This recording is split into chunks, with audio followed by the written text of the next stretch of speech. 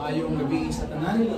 Amen. Lagi ng Diyos no nga itugutan na po taniya sa iupat nga ngayon nga iya kami aron nga maka share na po sa pulong sa maghatag og paglaom sa mga naigagulanan karon kamati og mga kagugol. Actually, kinigid gingon pa nako, kinigid kamatayon mga kaigsunan. Subanan gyud ni. Subanan sa mga sa pamilya nga luwad-an. Apan dayon ining tanan nagihapoy paglaom. Amen. So natong guys goltan karon is kining gitawag nga paglaom. Pinakayo tong focus anong negative nga ano man gid na, di naman nato na makuan. Hindi nato mausap ang mga paghitabo. Ang atong nalamihan is mag-learn ta. Atong unang gabi nga ako'y nagwali, akong giistoryahan dito ang mahitungod sa kanang pagreplika or sa imong pag-reflect may tungod aning kamatayon. Mag-replika nato atong kaugalingon someday kung kita na pod andam na bata. Andam bata anak. No? So karon atong ablihan atong balang kasulatan diha sa Juan kapitulo 11.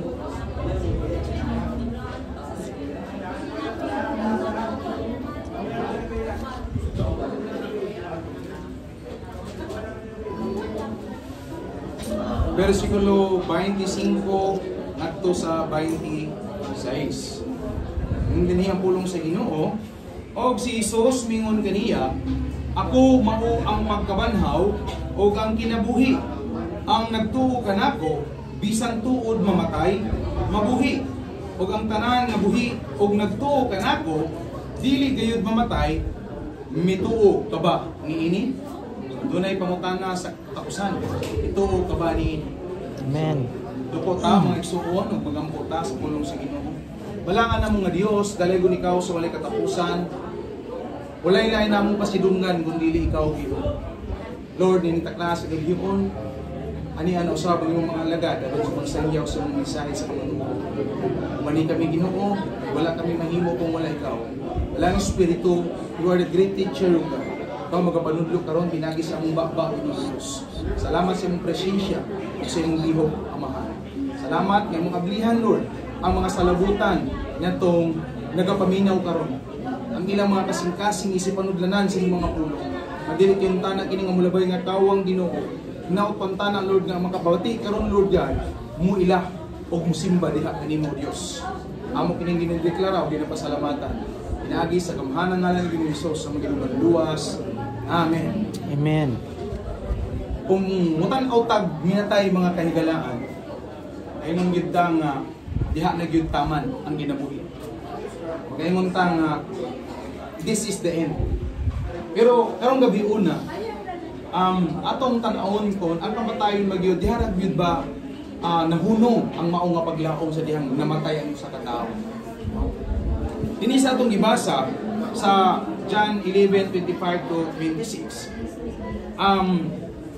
Usa ka powerful kaayo nga statement nga gigamit ni Ginoong Jesucristo isip pagpaila sa iyang kaugalingon nga siya mao ang pagkabanhaw ug ang kinabuhi, no? O aron nga masabtan gyud nato kini, ako nga ihubit kaninyo ang panghitabo niini nga panahon na. No, kini nga istorya is nagalangkob kini sa kamatayon ni Lazaro, no, nga taga Betania. Nya kini si Lazaro usa ka suod nga amigo ni Ginoong Jesucristo. Si Lazaro is ang manghod o ang igsuon nila ni Marta o ni Maria. Unya namatay kini si Lazaro. Upat ka adlaw na gikan sa iyang kamatayon nga gibutang siya sa sulod sa lubnganan. Bot pasabot baho na. Pinasauna kay walay sa panakaron kanang balsamar. So walay balsamar kaniadto gani bisan karon ang balsamar is na ay 24 hours na or na depende na kung pila ka adlaw nimong pabutangan or gamiton ang mao nga pagbalsamar, no? So kaniadto walay pagbalsamar. So isulod na nila, butangan ng pahumot, bukutan niya, isulod dito sa lubnganan niya tabunan. So ining upat ka adlaw mga kahigalaan, baho na gyud ang mao nga minatay, no? Apan sa dihang nahibalo si Ginoong Jesucristo nga namatay ang iyang suod nga amigo nga si Lazaro, wala siya magduduha pagkadto sa mao nga lugar sa Betania. Niya sa paingon pa si Ginoong Jesucristo sa lugar sa Betania, isugat na siya sa mga magsuon nga si Marta o si Maria. Niya sa iyang sa pagsugat nila nahilak si Marta o si Maria nga nagasulti kang Ginoong Hesus. Ginoo kung diri pagkaunta, dili unta na kini mahitabo. Amen. Ingon si Maria, kung diri pagkaunta, Ginoo dili unta na kini mahitabo. Apan mingon si Ginoong Jesucristo pasag nila kay adunay katuyuan niini nga panghitabo. Wala kuno siya miadto tungod gid mas gusto sa Dios nga paila-ila ang iyang gahom ni ana nga panahona. No? Mao na nga sa dihang nagsulti pa si Marta nga naghina. Miingon si Ginoong Jesucristo, ako mao ang pagkabanhaw ug ang kinabuhi. Ang mutuo kanako bisan tuod mamatay, mabuhi.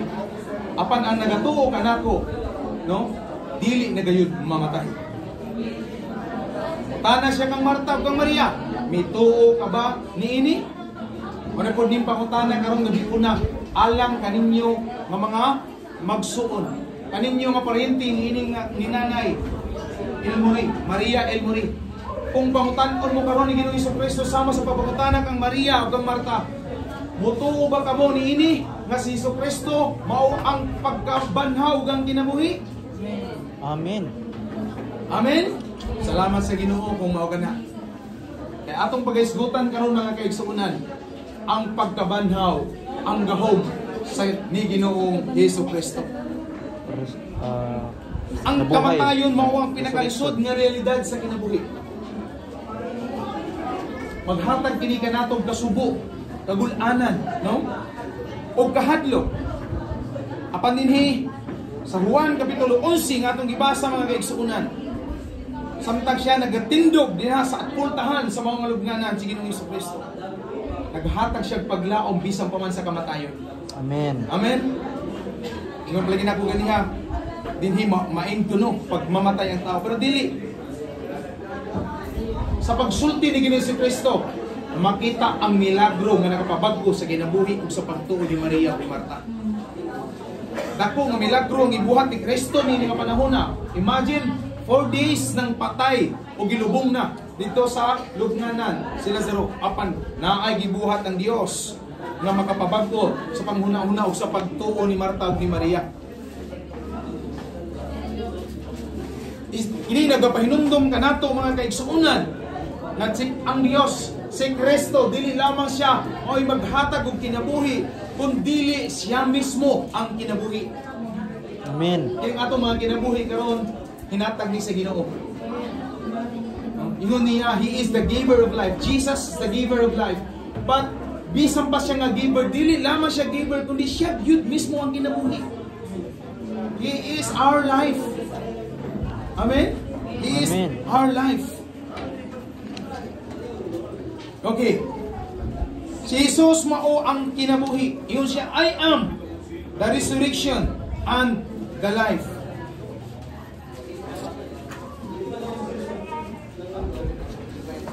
Amen. Ang pagkabanhaw mga kaigsuonan, dili lamang siya event. No? Kay usahay kung tanawon nato, mura siya event nga buhaton sa usa ka tao nga diin makita nato nga babanhaw gyud. But dili lamang siya event, mga kaigsuonan ng resurrection. Tungod kay ang resurrection, si Jesus mismo. Siya mismo ang pagkabanhaw. Dili lamang siya nga event nga mahitabo sa usa ka tawo milagro, kundi si Jesus mismo ang pagkabanhaw. Amen. Pag mutuo ang tao kang Ginoong Jesucristo, banhawon siya sa Dios. Kay ngano, siya man ang pagkabanhaw. Tanaw na ito mga kaigsuonan. Ang gahom mahitungod sa kamatayon, walay gahom diha sa kinabuhi ni Ginoong Jesucristo. Ug mao bitaw nga ang gisgutan nga kamatayon dinhi mga igsoon dili physical death kundi spiritual death. Sa pag-ingon ni Jesus nga ang tao bisan tuod mamatay apan mabuhi. Nagrepresentar nagsulti si Ginoong Jesucristo nga bisan ang tao mamatay physically Apan kung siya motuo kang Ginoong Jesucristo, pagbaton siya tinuod nga relasyon sa Dios, banhawon siya sa Dios. At dunay pagkabanhaw nga pagahimuon sa Dios, mga kaigsuonan. No? Kitang tanan, mga matay man kita, kay kitang tanan, makasasala man. Ang atong lawas, gigamhan sa sala. Muna, ingon na pulong sa Ginoo nga, ang bayad sa sala, kamatayon. Apan ang istorya ni Ginoong Jesucristo din ang paglaom in the future, nga sa pagbalik ni Kristo, ang tanan nga namatay nga mituo kaniya, bisan mamatay physically, apan mabanhaw ug makabaton ng kinabuhing walay katapusan. Tanaw na to sa John chapter 1 verse 4, sa ingon sa Juan kapitulo 1 bersikulo 4. In him was life, and the life was the light of man. Diha kaniya anaa ang kinabuhi. Juan kapitulo 1 bersikulo 4. So atong makita din yung mga igsuon nga ang kinabuhi, no, dili lamang ang Diyos may naghatag nini nga kinabuhi, kaya niya mo hatag mo di. Siya mismo ang istoryahan dinhi, nga siya mismo ang kinabuhi. Gusto ka mabuhi mga kaigsunan, walay lain nimong panganduyon kundi makabaton ka ni Kristo Jesus. Amen. Di ba? Kabantay mo nga ang mga tao karon naningkamot nga mag-exercise, mag-diet, no? Na ay paghimuon nga mag-exercise, na ay pagkaon nga ginasunod, daron lamang gid mutaas ang kinabuhi. Kay gusto nato nga mabuhi tagdugay. Hello. Kung nangandam kita dinhi nga kalibutan, mga higala, mga kaigsuonan, o kinabuhi nga taas, natong mabatunan, para sa temporal nga kinabuhi, mas mangandam kita sa kinabuhi nga maghatod ka nato sa walay katapusan. Amen. Amen. O kini makaplagan lamang diha kang Kristo. Nga napulo sa Ginoo sa Juan 1:4 nga anaa kang Kristo ang kinabuhi. Hello. O gisulti gini giangko ni Ginoong Jesucristo sa Juan 14:6. Mingon siya, ako ang dalan, ang kamatuoran ug ang kinabuhi. Asa ang kinabuhi? Kang Kristo. O na igsuon, kung ang tao gusto kag makabaton kag taas nga kinabuhi, ang imong gikinahanglan si Kristo Jesus. Amen. Kay bisag kung saan pa nato pagpaningkamot, doon palagi nako, bisag kung saan pa nimo kadaghan kag imong kwarta, ikaw ang pinakakwartahan, ikaw ay pinakadato na ang kanimong tanang butang, no? Apan kung mawad-an ka ni anang imong kinabuhi, wala gihapoy kapuslanan. Dini sa kalibutan mubo ra kayo ang kinabuhi igsoon. Pinakataas na dini sa kalibutan 70 ngadto sa 80. Depende na sa imong pamaagi sa pagkinabuhi. Yung napulong sa Ginoo ang ginatugod sa Dios alang sa tao is 70 na lang katuig. Pero kung ligon kuno ka, mo tugod 80. Amen. So grabe ra ka mubo ang 70 years dini sa kalibutan. Samantala, kung naningkamot ka without Christ, mamatay ka nga walay Kristo sa kinabuhi, mag-spend kag eternity ngadto sa impyerno.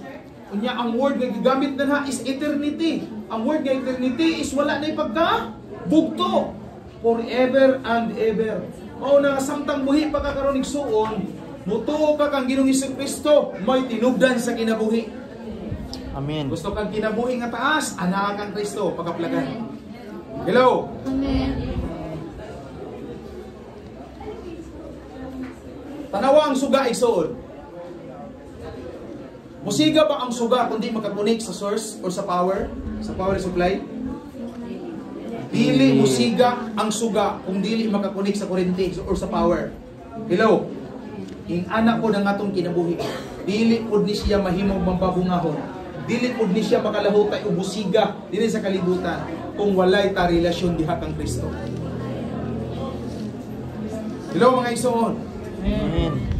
Si Jesus, no? Ingon ingon niya, he who believes in me, though he may die, he shall live. So makita nato mga kaigsunan nga ang Dios, si Jesus, is makahatag og kinabuhi luyo sa kamatayon. Umani nga kamatayon na ay kinabuhi diha kang Kristo. Ang kamatayon mga kaigsunan is dili mao ang katapusan. Igon palagi na ko ganiha. Natanaw nato nga kung kita magtan-aw na ay mga istorya mabatian nato sa uban ay salamat sa Ginoo nakapahulay na gayud siya. Salamat sa Ginoo kay natapos na ang iyang pag-antos. Nahuman na gayud ang iyang pag-antos. Sultihan ta mo mga kaigsunan. ang kamatayon dili katapusan kun dili sa sinugdanan sa tinuod nga kinabuhi. Amen. Amen. Ngano man tungod kay sa dihang ang tao mamatay adunay ikaduha nga kamatayon. Or depende sa imong pagpili na ay ikaduha nga kamatayon o adunay po ikaduha nga kinabuhi o saan ikaduha nga kinabuhi.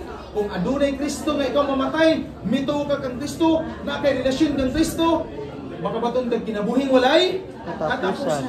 Asa man na makaplagan sa panahon nga mamatay ka, manang dili katapusan kini, kung dili sinugdanan kini sa tinuod nimo nga kinabuhi.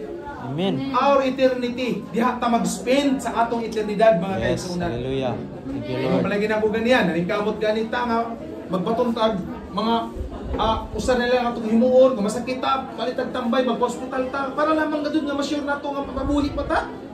Maniguro man gani kita nga dali ra mawala atong kinabuhi dinhi sa lupa. Unsa pa kaha nga adto na ta didto og wala nay katapusan pa. Nang igsuon, kinahanglan mo pili ka kung asa ka paingon. Whether mamatay ka nga moadto kag langit or mamatay ka nga moadto kag impierno. Pero karong gabi una mga igsuon, mas maayo nga piliun ninyo ang mamatay nga to moadto kag langit. Amen. Amen. Tawag kinindot ang promise sa Ginoo, iyon siya, he who believes in me, though he may die, he shall live. Amen. Ang tanan kuno nga mituo ingon ni Jesus, ang tanan nga mituo kanako bisan siya mamatay. Sa mali nga kamatayong istoryahan, it is a physical death. Kaya kitang tanan mga matay mang kita. Ingon ang pulong sa Ginoo, ingon ni Jesus, bisan ikaw mamatay kung mutuo ka kanako, mabuhi ka. Amen. Hello. Ingon siya, ako ang pagkabanhaw ang kinabuhi. Motoo ba taani? Kung ipabutanan niya kang Marta o kang Maria? Motoo ba taani mga higala? Motoo ba ta nga sa panahon nga motoo ka kang Kristo? Bisag mamatay ta dinhi ining kalibutan na makabaton tag kinabuhing walay katapusan. Amen. Amen. Mauni ang katuyuan nga nung miari si Jesus.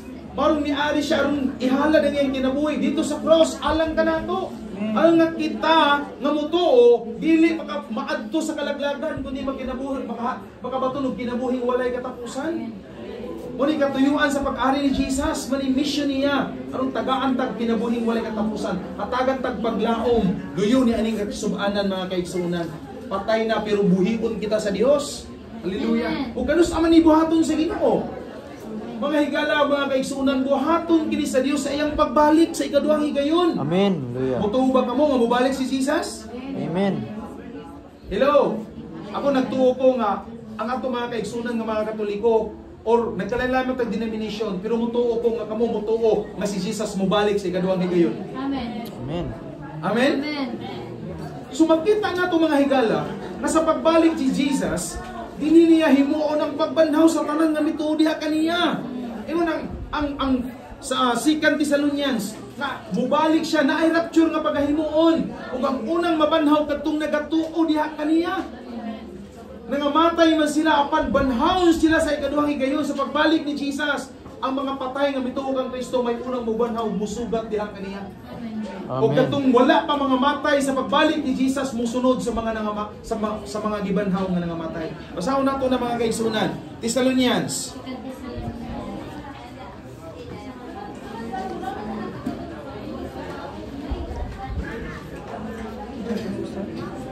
Chapter 1.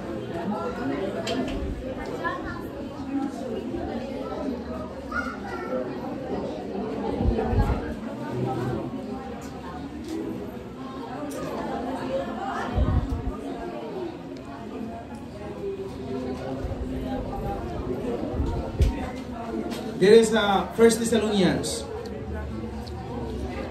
Dili kong sikan, Pastor. First.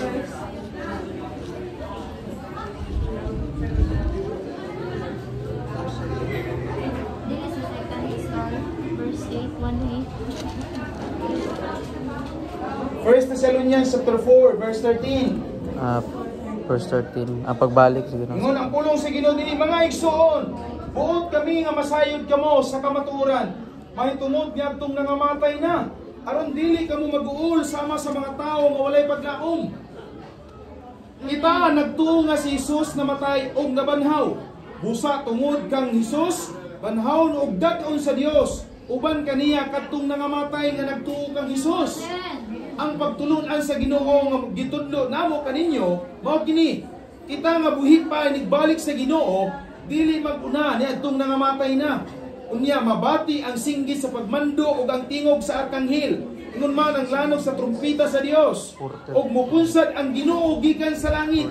Maoy unang banahon kadtong nangamatay nga nagtuo kang Kristo. Amen. Unya kita nga buhi pa niadtong adlaw, bayaon og uban kanila didto sa mga panganod aron pagsugat sa Ginoo. Og kita unya uban na kanunay sa Ginoo. Busa pagdesigay kamo tungod niining paglauma. See? Kita ninyo mga kaigsunan nga wala magtiaw si Ginoong Hesus sa iyang pagingon nga bisan tuod kang mamatay kung nagtuo ka niya, mabanhaw ka. O buhato ni Kristo kini nga mga pangitabo sa iyang pagbalik. Muna kini si Nanay Elmore, Nanay Maria Elmore. Kung siya sama sa ingon ni Pastor nga sa before siya nga may panaw ni nga kalibutan na giwalihan siya ni Pastor. O nagatuo si Pastor, nagatuo pod kami nga si Nanay ato nga panahon na may chance pa nga makapaminaw sa pulong sa Dios. Amen. May chance pa nga makapaghinulsol sa iyang mga kalapasan niya sa Ginoo. Mga kaigsuonan, kabalo ba mo nga bisag dili nato kaya isulti sa pulong ang paghinulsol, ang Dios nagalantaw sa kasing-kasing sa tao. Amen. Enough na nga acknowledge nimo si Jesus as your Lord and Savior. Yes. Kabantay mo nga katong naay duha ka makasasala nga tapad ni Kristo sa dihang gilansang siya sa cross. Ang usa nagbugal-bugal, ang usa nagsagda kaniya, mingon ang usa, igo ra kanato nga kita gilansang kay mga makasasala kita. Apan di-acknowledge sa usa sa right hand, bingon siya, Ginoo, hinumdumi ako kung muadto ka naon niya sa imong paraiso. Sa tingog ni Jesus, karon dayon, dalhon ko ikaw sa akong paraiso. Amen. Wala mingo si Jesus, unya. Pagkahuman ko mamatay, pagbanahon ako, ibanta ka. Mingo si Jesus. Because Jesus has the power and authority. Tungod mingo siya, ako ang pagkabanaw ug ang kinabuhi. Anytime niya acknowledge mo si Jesus, karon dayon tagagag kinabuhing walay katapusan. Dili na napauniyaan mga kaigsunan. Dili ni para sa tao nga pahuyat-huyaton ta. Ang Dios makakilaya og mahibalo sa sulod sa atong mga kasing-kasing. Kung ikaw karon nga naminaw sa pulong sa Ginoo, ikaw naghinulsol og imong gi-acknowledge sa magagamhanan sa Dios, tagaan ka sa Dios ug kinabuhing walay katapusan. Amen. Unya kining namatay karon nga inyong nakita igsuon, banhawon kini sa Dios sa pagbalik ni Kristo. Kabalo mo mga kaigsunan ang tinago sa pulong sa Dios? Nga kita, sa panahon nga kitang mga mata yun sa pagbalik ni Kristo, banhawon kitang tanan. Kaya kabalo ba mo nga mag-reunite kita balik dito sa langit? Amen. Mag-reunite ta dito, magkilay anay gihapon ta, maghinumdumay gihapon ta, wow ako man ni mama, wow ako man ni anak, magkakilay anay ta. Pero ang atong pagbati dito, dili na nanay, dili na tatay, dili na asawa, kundi magsuna diha kang Kristo. Amen. Manang pilian ninyo si Jesus. Dili relihiyon ang makaluwas nato, kundi si Jesus. No? Hello mga kaigsunan. Amen. Amen. Basahon nato mga igsoon sa 2 Corinthians chapter 5 verse 8 usa igingon.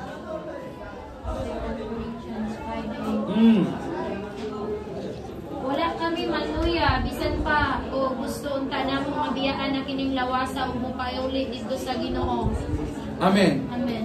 Wala kami maluya bisan pa kung sa ingon dito, bisan pa kung to be absent from the body is to be present with the Lord. Biyan kining lawasa. Kita nga nagato, mamatay man ta niini, okay lang na. Kung kabalo man ta, mauban na pud nato si Jesus. Amen. Muna na kanindot mga kaigsunan, nini nga gabiuna, adunay paglaom nga dili tininahuman ang paglaom, kundi kini sinugdanan pa lang ni. Kita nga buhi pa karon, kan atong mapanaminan sa atong kaugalingon, nga kung mupanaw man ta, mutuo ta kang Kristo aron banhawon ta sa katapusan. Amen. John 14:19 sa ingon. John Juan 14:19. Because I live, you also will live. Amen. Amen. Ingon si Jesus, tungod kay ako buhi man, nang mabuhi usab kamo. Amen. Hallelujah. Yes. Manay promise sa atong Dios. Ang tanan nga mutuo kaniya, Di gyud mamatay, kay ingon pa niya. Kay ako buhi man, di pod kamo mamatay, mabuhi pod kamo uban kanako. Hello. Lord. Amen. Amen. Grabe kanindot nga promise igsuon. Amen. No? Grabe na kanindot nga promise. Nga mauban nato siya hangtod sa walay katapusan. Wala na'y pag-antos dito sa langit, mga higala, mga igsoon. Kung din sa kalibutan, grabe sakit, kalisdanan, kaguol, no? Arang ka pollution, arang ka banha, di ka makapahulay hapit din sa kalibutan. Dito sa langit, adunay kapahulayan. Amen. Uban kang Kristo. Nakanindot magyod, walay katapusan. Di mo ganahan, mga kigsunan, nga mupuyo mo uban kang Kristo. Romans chapter 8 verse 11. The same Spirit that raised Jesus will also give life to our mortal bodies. Sama sa Espiritu nga nagbanhaw kang Kristo, maupod kini nga Espiritu ang maghatag kanato og kinabuhi sa atong mga lawas. Amen. Manigingon ako sa pagbalik ni Jesus, mga kaigsunan. Kung makaplagan ka nga buhi pa, siyang pagbalik, ang imong lawas baguhon sa Dios. Tagaag lawas nga dili na madunot.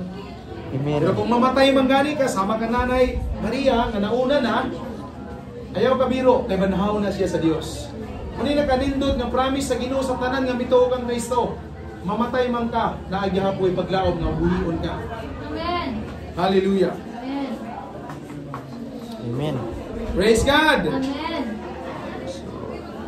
Si Jesus nag-offer og kinabuhing walay katapusan ni atong mutuo diha kaniya. Willing ba ka mo dawat ani igsoon? Amen. Hallelujah. Willing ka ba mo dawat og kinabuhing walay katapusan nga dili ikaw may nagbayad kundi si Kristo mismo? Siya may nagpakamatay dito sa cross aron nga matagag kag kinabuhing walay katapusan. Ang imo na lang dawaton karong gabi una igsoon is to accept sa gi-offer ni Jesus nga kinabuhing walay katapusan. Mani pangutana karon, willing ba ka? Gusto ba nimo dawaton ang kinabuhing walay katapusan? Tuhigin ninyo mga kaigsunan. Sa John 3:16 may unang pulong sa Ginoo. Tungod kay gihigugma sa Dios ang kalibutan, busa iyang gihatag ang iyang bugtong anak aron si bisan kinsa nga motuo kaniya dili mamatay, kun dili makabaton hinuon sa kinabuhing walay katapusan. Mutuo lang ka igsuon ng Jesus. Ha? Mutuo lang ka. Dili na kinahanglan lisod-lisoron pa ang kaluwasan. Gibayran na ni Kristo dito sa cross ang kaluwasan, ang atong mga sala. Kita may untana mo ilansan dito kay kita may nakasala. Apan giapo ni Kristo ang tanan aron ka matagag kinabuhing walay katapusan. Amen. Pagkanindot ana igsuon, no? Di na kinahanglan lisod-lisoron, dawatan na lang, tuuhin na lang kung makabatong kag kinabuhing walay katapusan. Pero usay ang tao gyud. Kini man gyud makababag sa tao nga motuo sa Ginoo, kining word nga to see is to believe. Mao gyud usahay makababag sa tao. Ana ganing gusto nila nga makit-an nga adunay mabanhaw nya makita nila muwali gikan ko sa patay. Tuhi ko ninyo kay karon pa ko nabanhaw. Kung naman kita mabanhaw karon si Nanay Maria, mutuo ka mo, mandagan mo. Si makita nato din ha, dili tunod ng inyo to see is to believe. Okay. Kung bumubangon ni sa maglumpa patagdagan, di ko mudagan. Di ko mudagan kay pulo sige magasulti. Kung mabanhaw man gani, kabuto na sa Ginoo. Amen. Kung may atong istoryahan ron nga ni pagkabanhaw. Totoo. Usahay ang tao. Maunay ang mindset sa tao. Pastor, di mi mo to. Di mi mo to kung walay mabanhaw. Kabalo mo magkaigsunan 2,000 years ago may nabanhaw na. Kinsa may nabanhaw? Walay lain kundi si Jesus Christ. Amen. Mao bitaw nga gisulat ang mga pulong aron kami nga nabinlan niini mawali kaninyo nagibanhaw si Jesus. Og the same Spirit nga nagbanhaw kang Kristo, magbanhaw pod kanato nga mutuo karon sa pulong sa Dios. Amen. Amen. Sa paman nga nga pruiba ang iyong gikinahanglan aron tuuhan ninyo si Jesus nga may gahom sa pagbanhaw, may gahom sa kinabuhing walay katapusan. Kapila ko makasugat ana pag magwali ko. Di pa mo tuwa na, wala pa'y nakadtog langit.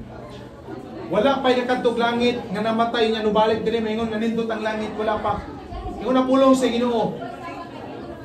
Ang meaning sa pagtuo mao kini. Nagatuo ikaw sa mga butang nga wala nimo ikiti apan tinuod. Amen. Hebrews chapter 11 verse 1 pakibasa. Mani ang pagtuo. Kung mayon ka nga Kristohanon ka karon niya nagtuo ka sa Ginoo apat to is to believe ka. No, you have no faith. Wala ka magtuo. Dili na ang tinuod nga pagtuo. Tungod kay ang tinuod nga pagtuo, nagatuo ka sa mga butang nga wala ka makita pa. Philippians 1. Basaha sa Hebrews 11. Ang kahulugan sa